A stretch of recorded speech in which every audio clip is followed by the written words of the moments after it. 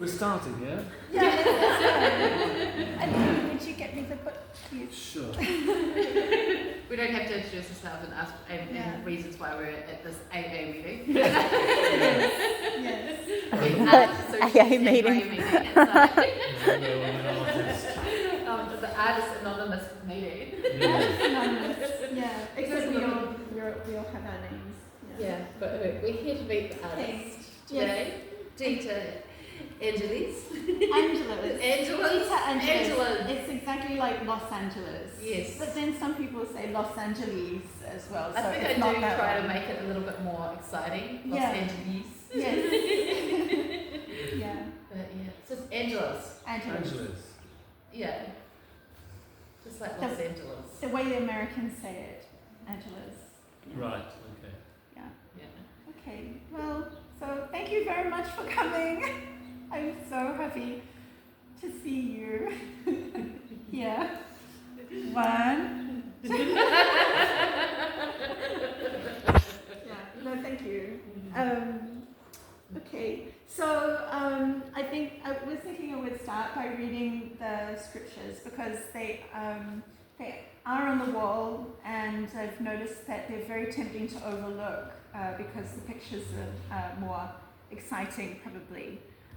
But I think that the concept of the scriptures, this is basically the doctrine behind Iconograph, the universe of Iconograph. So the scriptures will explain to us what the show is all about, or where it kind of has come from in regards to your words. Yeah, it will help with that. So the show, it came from, the scriptures are basically like how one shall behave in the Iconograph universe. Yeah, like a doctrine anyway. But I came to the show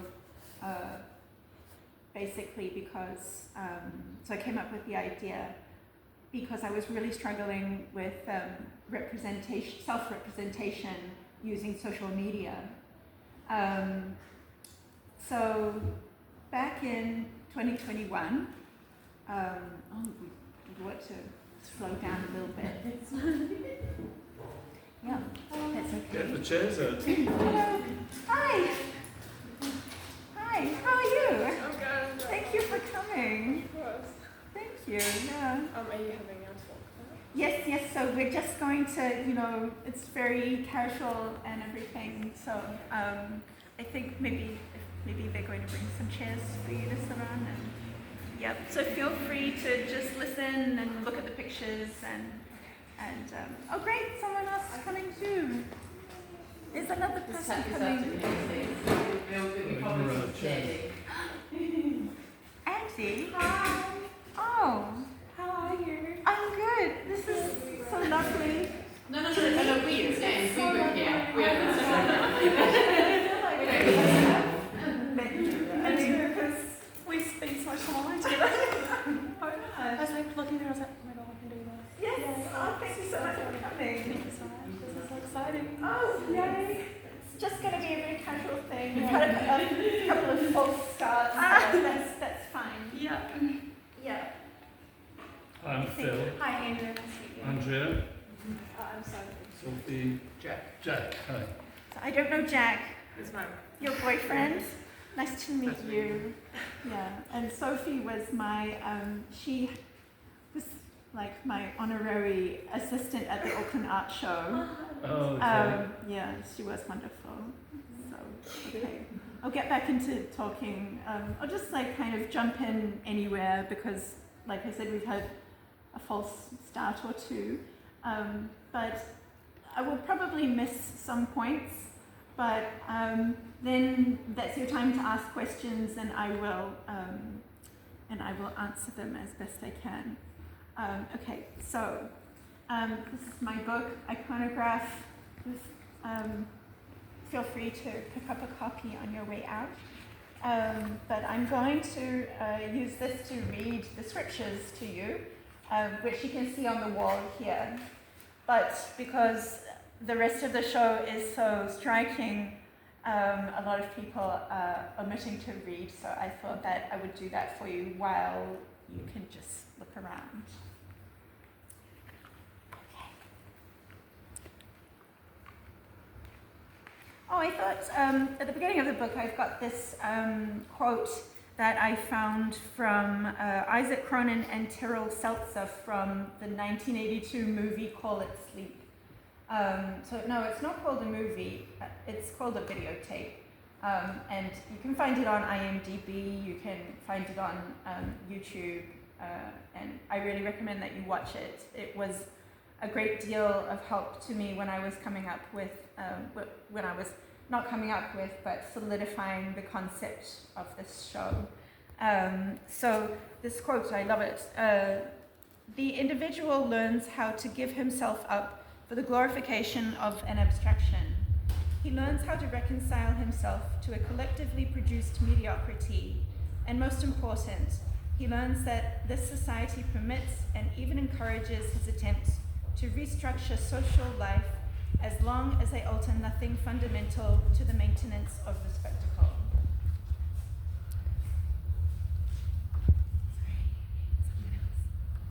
So yes, that quote I think is quite pertinent to the concept of iconograph, where there is the spectacle of the media being the social media, and the praise that we give the people on this form of media. Okay, should I do this the school way?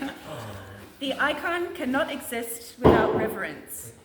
It is a delicate being, susceptible to expiration if it does not offer a regular spectacle to an exponentially gratified and enlarging audience.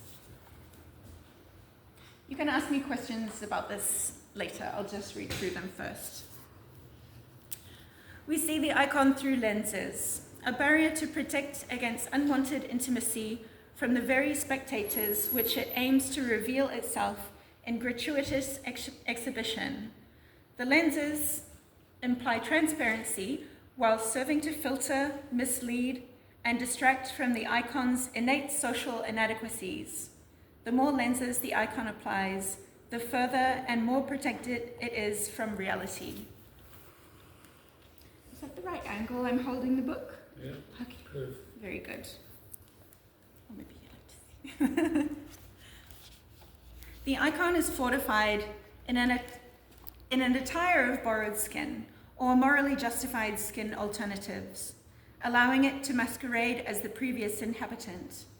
The topical application makes the icon look cool enough to warrant the acquisition of followers, validation, and ideally skin sponsorship from the animal in question.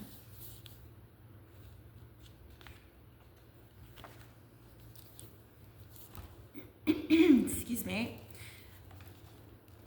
Though relatable in its humanoid appearance, the icon resembles a mannerist form, modified and idealized through post-production for the sake of aesthetic composition over biological viability. The resulting form has an appeal to followers who find the manufactured body to be more godlike, and as a result, easier to believe. An icon that appears to be anatomically correct is likely to be received as a nobody.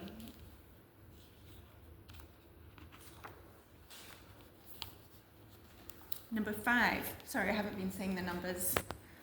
The icon presents itself to spectators as a guru, dispensing wisdom with a byproduct of awe. However, the lens through which the icon is seen is opposingly flopped in selfie mode, changing the dynamics of the scene. Without the lens amendments, it is apparent that the icon is solely a dispenser of awe, and the perceived wisdom is in fact the byproduct. Note well, the lens notoriously adds 10 pounds to make the wisdom appear bigger than it actually is.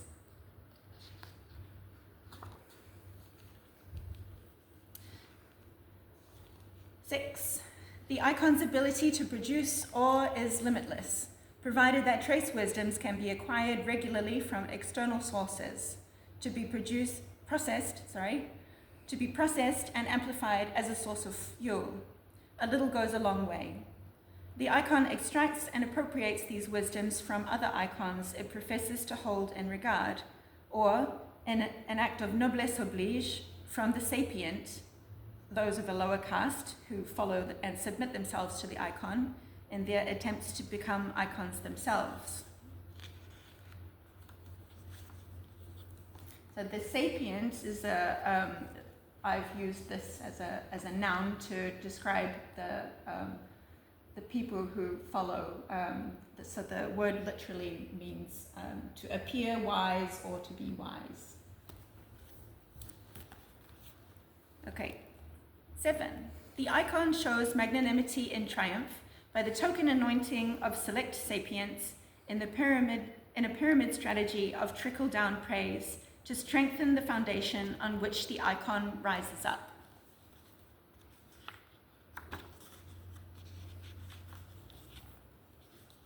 No pictures, so I'll just turn it this way. Okay, 8. It is common for icons to work in communion with others who hold similar appeal and mass following, revering one another in the manner of back-scratching and keeping rivals and enemies close. 9. The icon is self-aware, self-conscious, and pre-approving of itself by having witnessed its own spectacle by means of second-order observation. An icon exists only through approval, if not directly from spectators, then from itself as the royal we.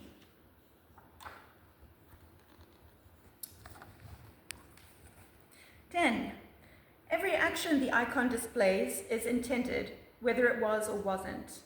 If it is, it was meant. Every action is acknowledged and justified, and if deemed unfavorable, apologized as being a mistake caused by external parties. 11. At times the icon appears contrived, but decidedly good-looking enough to disperse its effigy in that state. At other times, the icon appears relaxed, and though apparently candid, the icon is just as contrived, possibly more so, as these expressions are harder to get right without looking disingenuous. When the icon achieves this coveted skill, spectators respond with praise, shares, and the summoning of new followers.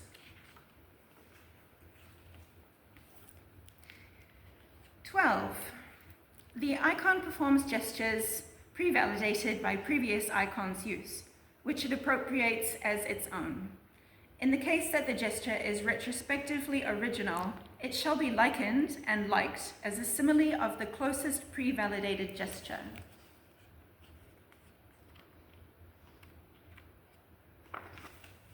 13. The way the icon appears is the way the icon is in entirety. The symbolisms it uses are integrated as part of the icon, and their meanings are reduced to apparatuses of composition and hashtags.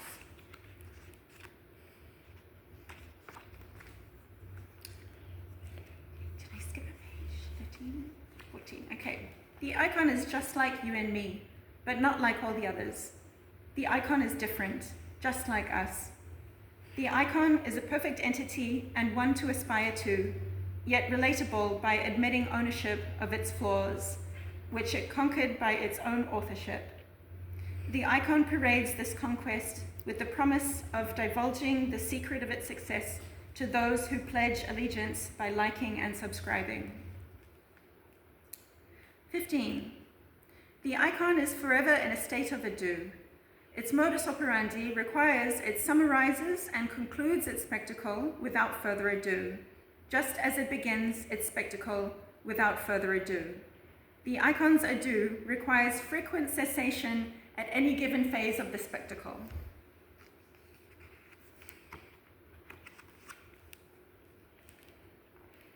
16. The icon appears as culturally aware, deep in original thought and worldly opinion, professing its ambivalence as to whether spectators should care, while musing altruistic hypotheses of how they should better themselves to reach the icon's pinnacle of accomplishment.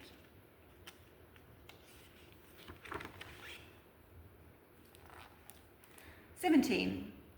The icon displays objects that spectators are encouraged to acquire, such as innovative lenses or additional skins, so that spectators can appropriately adorn their endeavor to become icons themselves, provided they purchase the promoted product with the Icons discount code.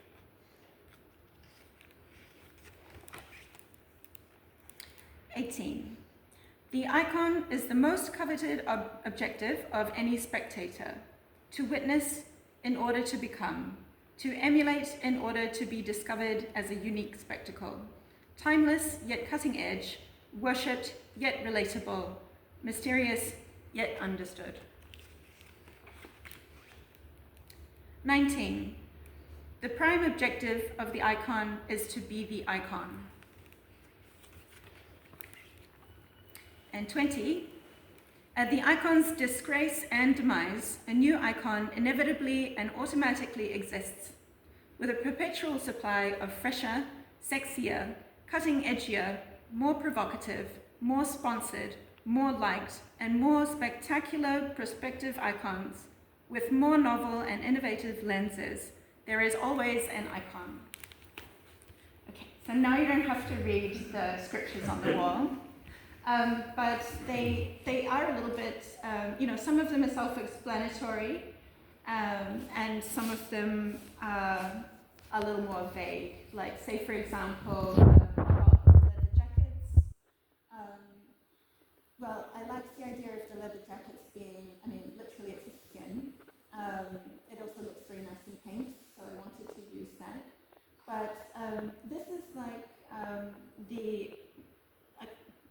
I need to actually go back a little bit. I didn't tell you, though I hope you'd gather.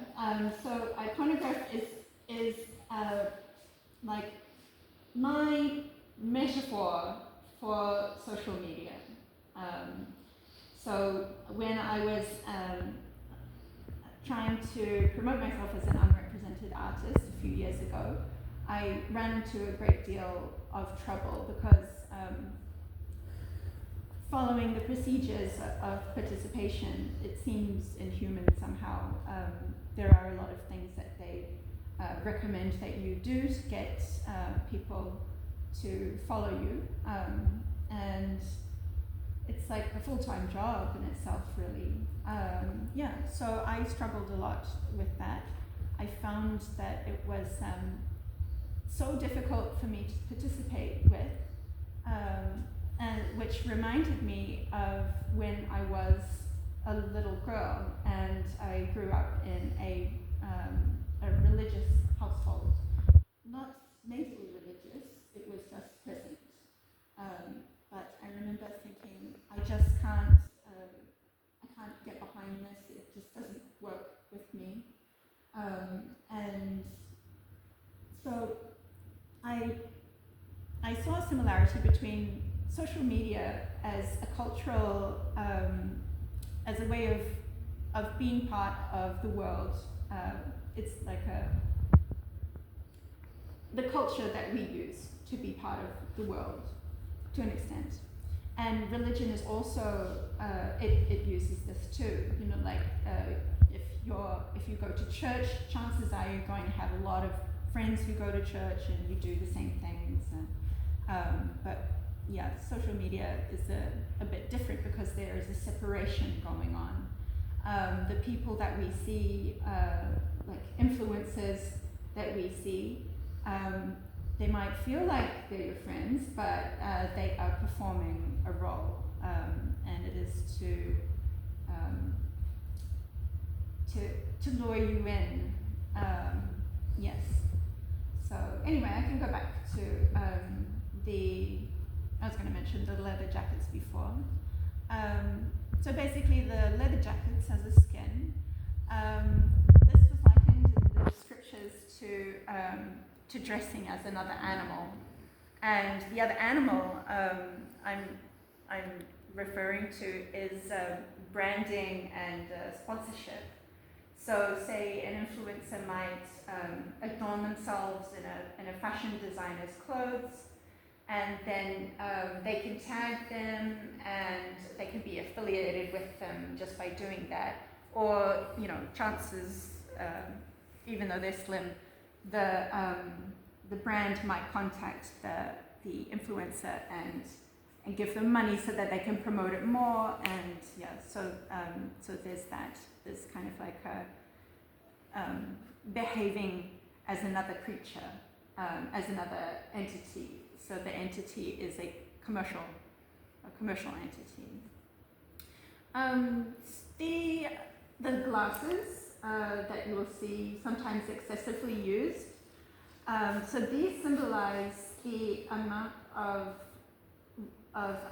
device screens and lenses and post-production filters and even camera angles, all of the things that we see when we look at the influencer, which makes their image spectacular and memorable. And it's kind of like the more of these layers that you have to go through, the more spectacular they are. And the more professional it might look, the more you might want to give weight to it. So I used a lot of lenses in the paintings. I'm quite fond of, say, this one here. It looks like a very powerful moment where, you know, he's about to get all professional, I guess. So he's going to be a star, or at least he's trying that way. Meanwhile, the same subject is actually in this piece here, where he is looking a little bit angry, and he's trying for his life to hold the filters on. Because like I said, when I was trying it myself, it takes an enormous amount of work just to do all the things that are expected of you, especially for artists. You know, we have our work to make, and then you have to take your time away from your work so that you can make an artwork, basically, to put on social media. Okay. So I've also used, you will notice that there are red edges on the paintings. This comes from religious iconography, and it's from the alpha line, which is the first line that is normally painted onto an icon painting, a traditional icon painting. And so I liked the idea of using this because it represents the beginning. And there are always new beginnings when you have new influences come on, you know, like, oh, there's something new. But meanwhile, the influences, they kind of bleed into each other, and so there is no end. There's always something new, and it never ends, it never peters out. So in the terms of the traditional iconography, there's not only an omega line that follows the alpha line, which is the last line that you would apply, and this would symbolize the completion of the painting. But because in postmodern terms, the way that we keep referencing the past and regurgitate the past, and there is, you know, it just keeps going, I've chosen to omit the omega line on the works. And I'm also happy about that too, because I don't think that the color palette would be so, I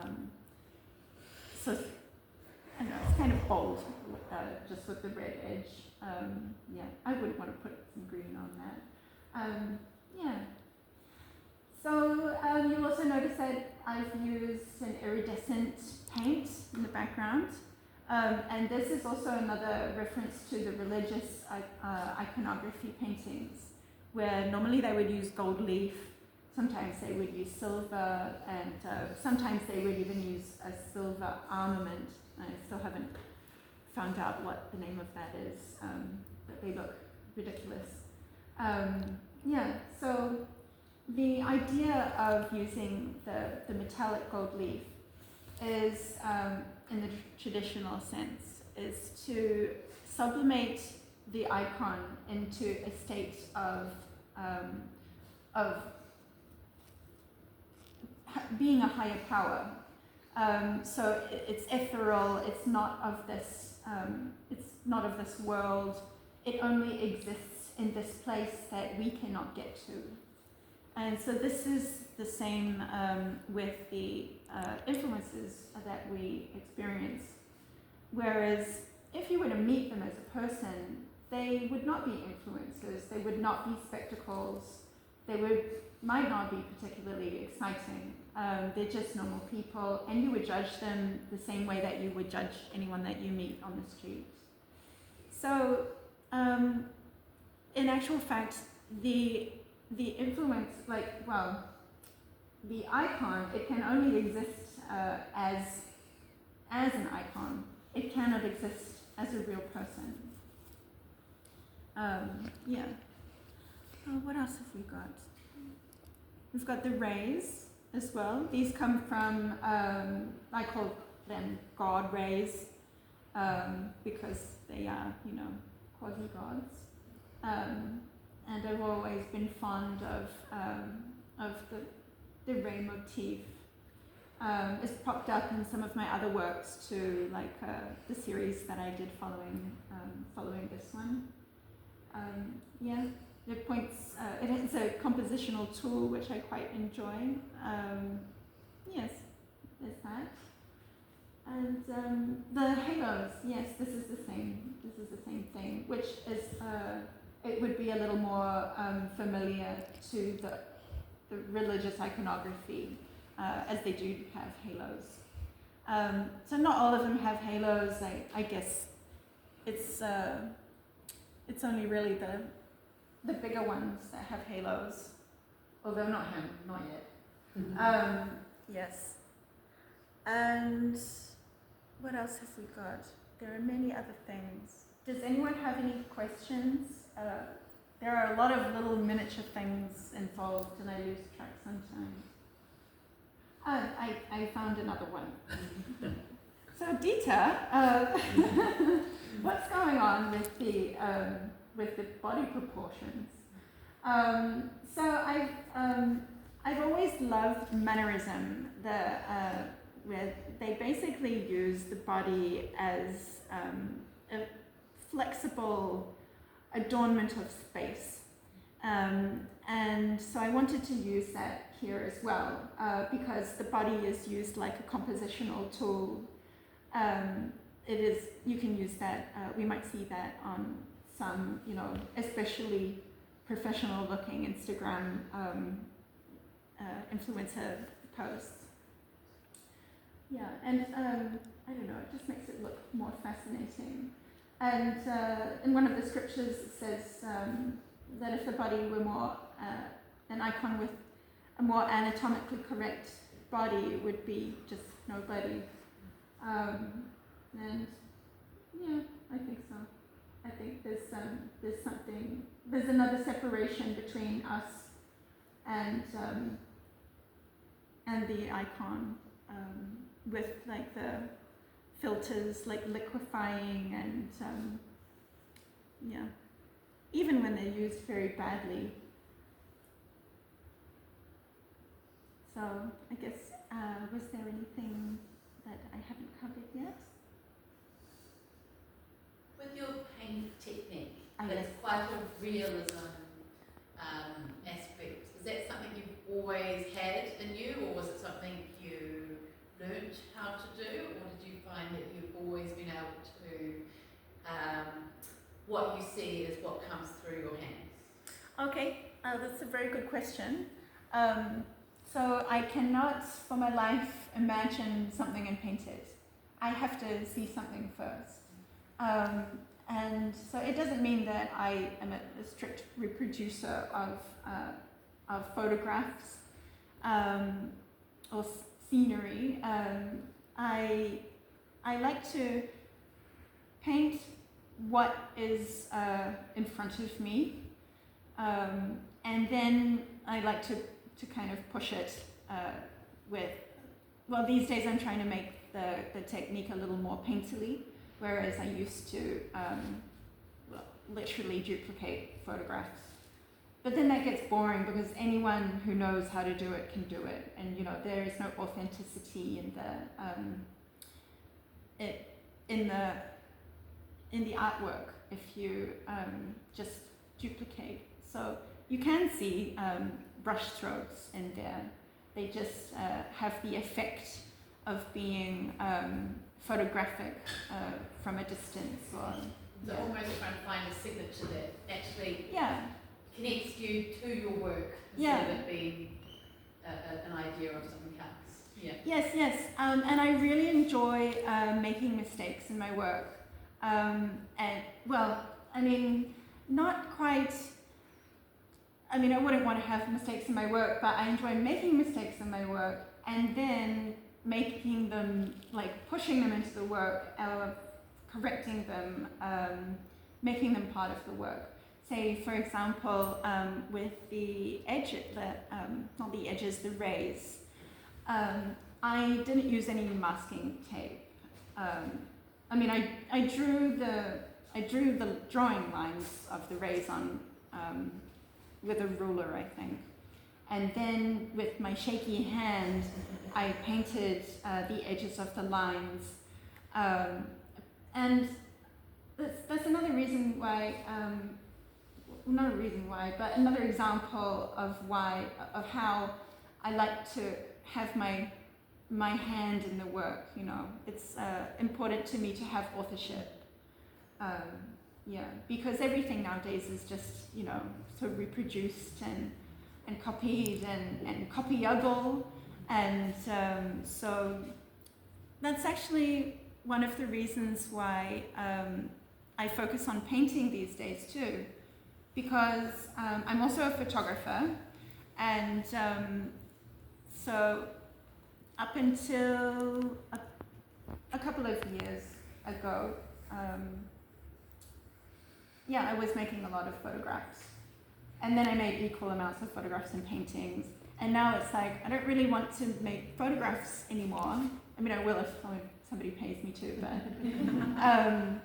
but the kind of style that my photographs have is a little bit like what you might see in AI art.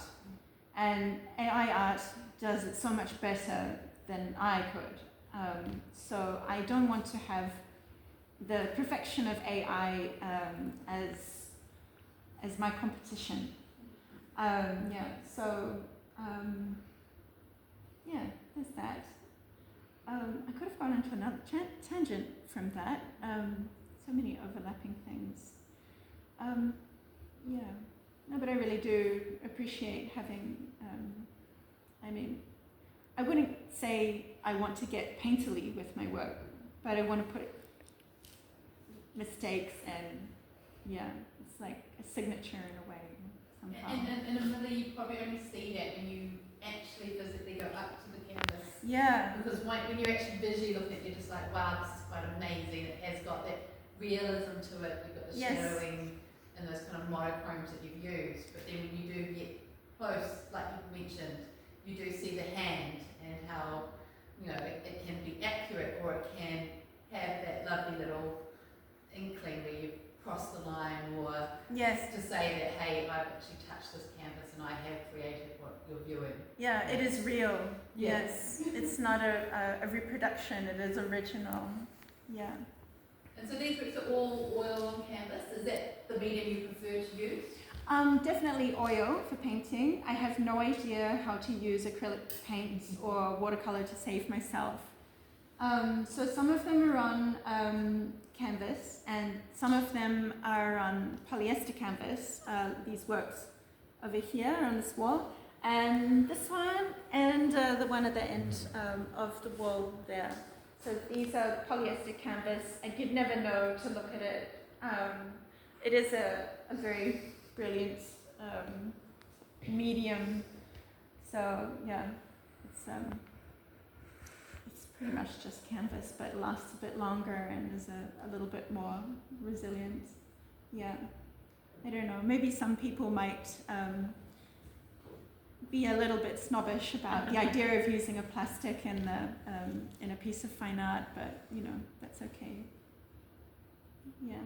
Does the plastic react to the oil at all? Like, is there a difference in that? Oh, well, this is actually designed for oil painting. Right. Yeah, purchased from an art shop. It's made by a company who makes canvas. So I think, you know, they were just branching out. Yeah. And I bought a roll one day and I thought, oh, I like it. So, yeah, it's very good. So you've stretched the canvases yourself? Yes, those ones I did. The bigger ones I did not. Although I don't know, I think I did stretch one. But it is a bit of a challenge for me to stretch a big canvas because you need to get on the ground and crawl around and stuff, and you know, I didn't do that. But yeah, yes, I can stretch. Yeah. It is very satisfying actually when you stretch your own canvas. When you make a painting entirely from start to finish. Unfortunately, I don't make my own stretcher bars, but you know, you got to draw the line somewhere. I don't make my own You paint. make art, yeah. Yeah, I don't make my own paint either. Yeah. Has anyone got anything else they'd like to ask? I think that might be about it. You can ask questions about me as well. or- Just one, just my personal thing. You've seen those are like lenses, but they're to me like lenses, especially to influencers. They're like or just normal people using media. Lenses to hide behind as well. That's also one of the things I forgot to mention. Thank you for bringing Right. that up. Yeah, because you know, when you're wearing things on your eyes, especially dark things, you can see through, but people can't see your eyes. So this is creating a barrier. It's like a one-way mirror. The person on the other side is in control, and so you're just there watching. Yeah. Yeah. Thank you very much. That's right. Yes, that's definitely one of the things. With the three that are behind you that have got a very halo effect compared to the others, was there a reasoning of holding the rays in closer than expanding? Was that something to do with the influences in their timeline? I think for these ones it was purely a compositional tool. Yeah. I did want to show a little bit of variation in what to present on the back. Yeah. Also having a silver background instead of having a black and white background. Yeah. I just realized, you know, there are some things in the scriptures that I should have remembered to go over. But there is, in one of the scriptures, it goes on about the icons ado. And I thought this was hilarious, personally, because I watched an enormous amount of YouTube tutorials in order to try to learn social media and then also to make this project. And the amount of times the influencers say, without further ado, it's incessant.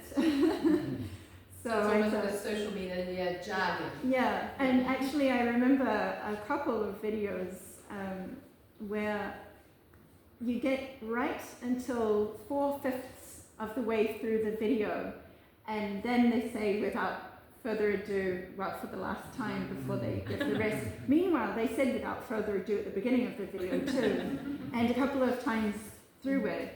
So I just thought it was funny to, you know, to announce that the icons ado requires frequent cessation. And I suppose it's the hand issues that they use too, isn't it? Like, don't forget to subscribe. Yes, Yeah. yes, exactly. Like the influencer lives inside the machine. Yes. So it is showing how inhuman it is to actually exist on this plane of influencership. And you know, the last thing I want to do is to poo-poo on influencers, because you know, they're people, they're working, this is what they do. I tried to do it and I couldn't, so I'm not going to disregard people who can do it. You know, what they do is amazing. It's supernatural somehow, because I mean, for me at least, it's just not feasible. There is so much other life that you can have when you have to take all this time out to be a part of this other world. Yeah. Yeah, almost missing the moment, aren't you? Yeah. Yes, yeah. And you constantly have to see things from the perspective of an observer, which is very interesting. There's this a theory by a philosopher, Niklas Luhmann, where he talks about second order observation, and this is also used in another philosopher's work by Hans Georg Moeller. Hans Georg Moeller. So he wrote this book, which is brilliant, called You and Your Profile, and basically it is about the social media and all that, and he coined this concept, prophilicity, which is terribly fascinating in itself, and like he's a genius for coming up with it, because basically there are like two ways that people present themselves to the world these days, and there is in person, and then there's your profile. You present yourself as your profile, which is completely curated. You don't put anything bad. You put things out there purely for people to see, and you know what they're going to be seeing when they're looking at it because you're looking at it yourself. So you view yourself as a subject, whereas normally you can't be subjective with yourself. Yeah, so anyway, look out for those guys. They're very interesting. Yeah. Have we run the barrel dry, or We've been for about 20 more minutes, and maybe if everyone just wants to look at the art Yeah, and maybe ask questions, have a but look they've around. actually looked a little bit further. Yeah. yeah, if there's anything you'd like to know about me, I'm very strange, so so you can ask. Aren't we all? Yeah. Oh, there's a question. Hello. So your background, like, where were you educated? How did you get into art? Was art your number one medium that you wanted to express yourself through? What's your educational background and so forth? Yeah. I definitely wanted to be an artist when I was a kid, because I was good at it. Yeah. And not in a passionate way, but I was good, and so I thought I pleased people by making art, so I want to please people by making art, so I carried on that way. And it was just something that I always did. Like I always beautified things and or rearranged things for aesthetic value. And I went to art school at Wycliffe College, and so that was I graduated in 2004. Sorry, it was a long time ago. It was 20 years ago, and so I got a BFA, and I majored in painting. And at school, I was I think I may have irritated the tutors a little bit, because I think my work kept leaning towards a little bit of a crowd pleasing or commercial friendly, or even though it wasn't quite as academic as I believe they were looking for. And so I won an award at art school in my third year, and I was very happy about that. But at the end, I kind of just cruised out. I wasn't spectacular in my last year. However, I made a spectacular piece of work, but that's another story. Yeah, so that's my education so far. I would really love to go back and get a master's degree. Yeah. That's my education. Yeah. Yeah. And something else? Why do you want to get a master's? Okay. Well, it's really hard to be an unrepresented artist, especially in New Zealand, where the art scene is much smaller. And people buy, they're going to go to a gallery if they're going to buy art. That I don't think that they would put as much attention on people that aren't affiliated with institutions like galleries or like art schools. Yeah. So I've been trying to to push my work into a more academic field. Because I think that, it's going that way anyway. And also because I want to get to the point where my work is also appreciated by academics. Yeah. And so I have my eye on a particular scholarship that's coming up, but you can't count on getting a scholarship. Yeah, my student loan is stupid, so I don't want any more student loan. Fair enough. I'm going to need the scholarship. Yeah. Yeah. Scholarship here or? It's here. Oh, Yeah. It'd be nice if it was somewhere else. Yes. Yeah. No, but actually, it's the one I'm looking at is at Whitecliff. And, I know them, and they know me, and, they've been really supportive since I've come back. Yeah, so it's very nice. And, yeah, also you can study off campus, which is good for me because I have some issues with getting around.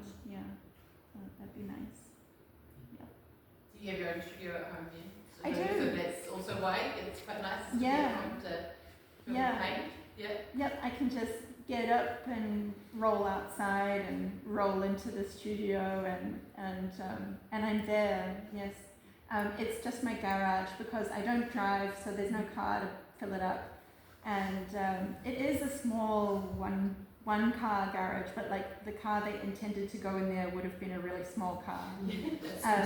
Yeah, and also I've got a mobility scooter in there too, so that's taking up some space. But I've got lots of shelves, and I've been working on a lot of multi-panel works lately, so they're all organized on shelves.